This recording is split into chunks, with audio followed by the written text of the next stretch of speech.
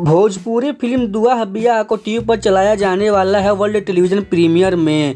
अगर हम बात करें कि इस फिल्म की स्टार कास्ट में कौन कौन है तो संजना पांडे हैं, रंबा सैनी हैं, अमित शुक्ला हैं, अंशु तिवारी हैं, संतोष श्रीवास्तव हैं, युवराज सिंह हैं और भी अन्य कलाकार हैं इस फिल्म में।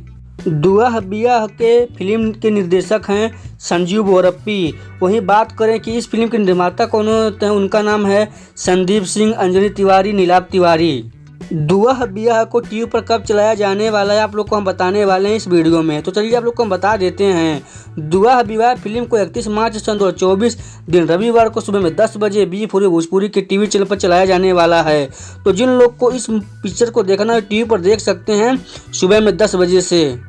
तो अगर आपको ऐसी खबर पसंद है तो आप लोग हमारे चैनल को सब्सक्राइब कर लीजिए और वीडियो को लाइक जरूर कीजिएगा। कमेंट में बताइए कि आप लोग को वीडियो कैसा लगा और साथ में शेयर करना भूलिएगा। तो मिलते हैं अगले खबर में, तब तक के लिए नमस्कार भाई लोग।